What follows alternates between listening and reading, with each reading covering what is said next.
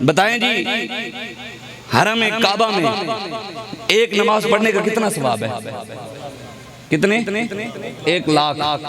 مسجد نبی میں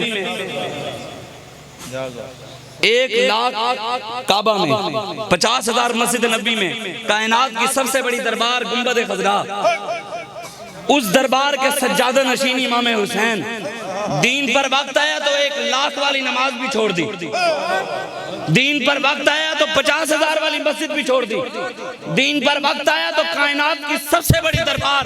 کہ سجادہ نشین امام حسین نے دین پر وقت آیا تو گنبد خضرا بھی چھوڑ دیا اور میدان کربلا جا کر سجا دیا۔ حضرت سلطان بہو نے ایسے نہیں کہا عاشق سوئی حقیقی جیڑا قتل معشوق دے مننے ہو، سچا عشق حسین علی دا باہو، سر دے وے راز نہ بھننے ہو۔ امام حسین نے سر دے دیا لیکن یزید کے ہاتھ میں ہاتھ نہیں دیا، لیکن آج ہم تو ہاتھ دے ہی کھڑے ہیں،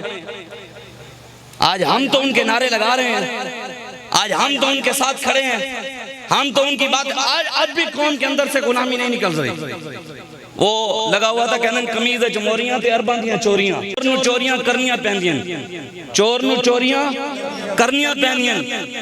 ہر گالے سوریاں کرنیاں پہندیاں، پوری قوم دا مال کھان واسطے کمیز جمہوریاں کرنیاں پہندیاں، قوم کا مال کھانے کے لیے کمیز میں سراخ کرنے پڑتے ہیں۔ یہ دیکھو جی ہمارا لیڈر، یہ دیکھو جی اسی کمیز میں، بڑا سادہ آدمی ہے۔ میں نے کہا ایسے اب ڈھونگ نہیں رچائے جائیں گے۔ اب اللہ تبارک و تعالی نے تحریک لبیک پاکستان امیر المجاہدین علامہ خادم حسین رضوی نور اللہ مرقدہ کے بدولت آپ کی وجہ سے اللہ تعالی نے ہمیں ایسی جماعت دی ہے کہ ہماری جماعت کا مقصد بالکل کوئی نہیں، ہمارا مقصد صرف یہی ہے کہ ہم نے حضور کی عزت، حضور کی ختم نبوت پر پہرا دینا ہے، نہ ہم نے کسی کو گرانا ہے نہ ہی کسی کو اٹھانا ہے، ہم نے بس رسول اللہ کا دین تخت پر لانا ہے انشاءاللہ، اور آپ نے اور میں نے حضور کے دین پر پہرا دینا ہے۔ اور یہی بتائیں جی آج اگر امام حسین ہوتے،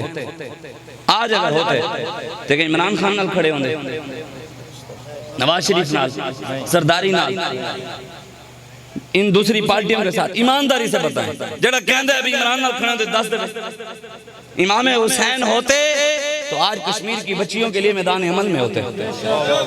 شام کی بچیوں کے لیے میدان عمل میں ہوتے، آج اگر داتا علی حجویری ہوتے، پیر مہر علی شاہ صاحب ہوتے، وہ یہاں بیٹھے ہوتے، ہم کسی نکر میں کھڑے ہو کر تاجدار ختم نبوت کے نعرے لگا رہے ہوتے،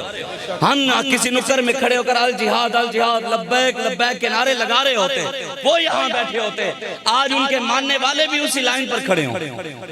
ان کے ماننے والے، یہ ہمیں کوئی نہ کر نہ ڈرائے، یہ نہیں ہے کہ آج لوگ آ کر ہمیں ڈراتے ہو جناب، بعد میں جیسے وہ فرما رہے تھے نا پیر مہر علی شاہ صاحب کو لوگوں نے آ کر کہا نا کہ حضور آپ مہربانی فرمائیں، آپ انگریز کے خلاف نکل پڑے تو انگریز تو یوں کر دے گا وہ کر دے گا، یہ ہو جائے گا، قادیانیوں کے خلاف یہ ہو جائے گا۔ میرے پاس بھی جب شروع میں تحریک لبیک پاکستان میں آیا تو میرے محلے کا ایک بڑا بزرگ میرے پاس مسجد میں بیٹھا، میرے پاس بھی آ گیا، اس نے کہا شاہ جی مہربانی کرو تو سب پیو ماں دے ہکا ہی وے کلا کلے،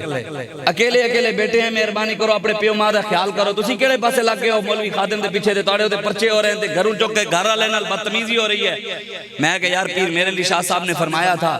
کہ ہم سے ایسی بغیرت فقیری نہیں ہوتی، میں نے کہا ہم سے بھی ایسی بغیرت سید زادگی نہیں ہوتی کہ حضور کی عزت و ناموس کا مسئلہ ہے ہم گھر بیٹھے رہے۔ میں نے کہا یہ جان آنی، یہ جان ہے ہی حضور کے لیے، ہمیں ہمارے بابا جی نے بتایا یہ گردنیں ہم نے حضور کے لیے رکھی ہوئی ہیں، یہ سب کچھ حضور کے لیے رکھی ہوئی ہیں۔